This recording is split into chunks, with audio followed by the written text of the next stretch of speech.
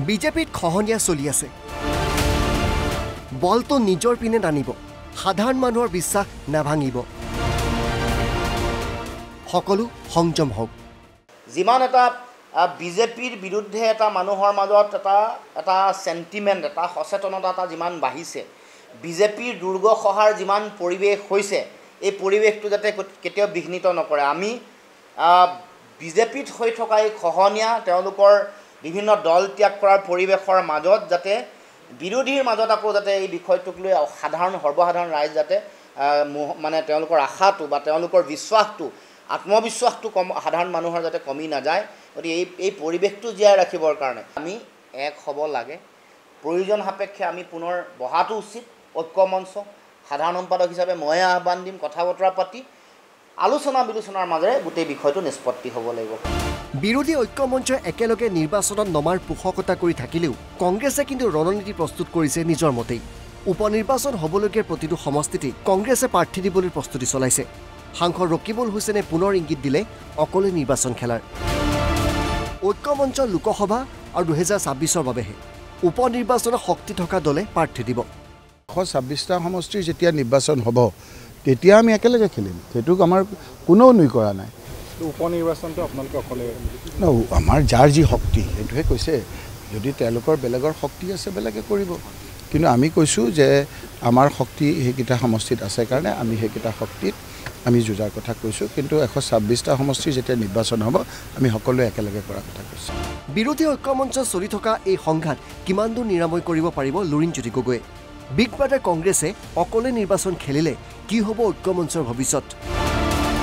বিজেপিক ৰুধিবলৈ সক্ষম হ'বনে কংগ্ৰেছ কিংবা বিৰোধী ঐক্যমঞ্চই ভিডিঅ' জাৰ্নেলিষ্ট পৰাগৰ সৈতে হিমাংশু চহৰীয়া আৰু দিল্লীৰ পৰা চাণক্য হাজৰিকা NB নিউজ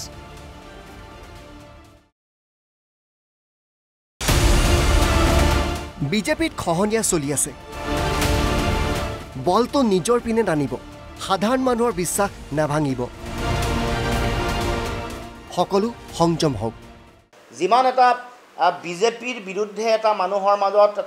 এটা সেন্টিমেন্ট এটা সচেতনতা এটা যিমান বাঢ়িছে বিজেপিৰ দুৰ্গ সহাৰ যিমান পৰিৱেশ হৈছে এই পৰিৱেশটো যাতে কেতিয়াও বিঘ্নিত নকৰে আমি বিজেপিত হৈ থকা এই খহনীয়া তেওঁলোকৰ বিভিন্ন দল ত্যাগ কৰাৰ পৰিৱেশৰ মাজত যাতে বিৰোধীৰ মাজত আকৌ যাতে এই বিষয়টোক লৈ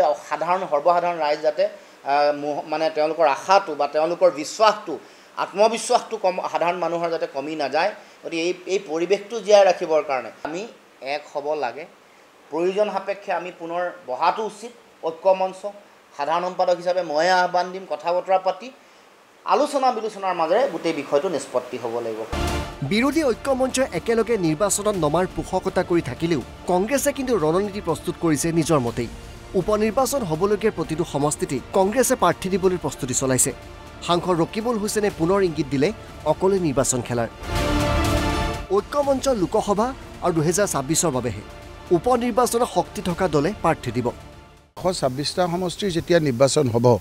তেতিয়া আমি একেলগে খেলিম সেইটো আমাৰ কোনো নুই কৰা নাই উপনিৰ্বাচনটো আপোনালোকে অকলে আমাৰ যাৰ যি শক্তি সেইটোহে কৈছে যদি তেওঁলোকৰ বেলেগৰ শক্তি আছে বেলেগে কৰিব কিন্তু আমি কৈছোঁ যে আমাৰ শক্তি সেইকেইটা সমষ্টিত আছে কাৰণে আমি সেইকেইটা শক্তিত আমি যুঁজাৰ কথা কৈছোঁ কিন্তু 126টা সমষ্টিৰ যেতিয়া নিৰ্বাচন হ'ব আমি সকলোৱে একেলগে কৰাৰ কথা কৈছোঁ বিৰোধী ঐক্যমঞ্চ চলি থকা এই সংঘাত কিমান দূৰ নিৰাময় কৰিব পাৰিব লুৰিণজ্যোতি গগৈয়ে বিগ ব্ৰাদাৰ কংগ্ৰেছে অকলে নিৰ্বাচন খেলিলে কি হ'ব ঐক্যমঞ্চৰ ভৱিষ্যত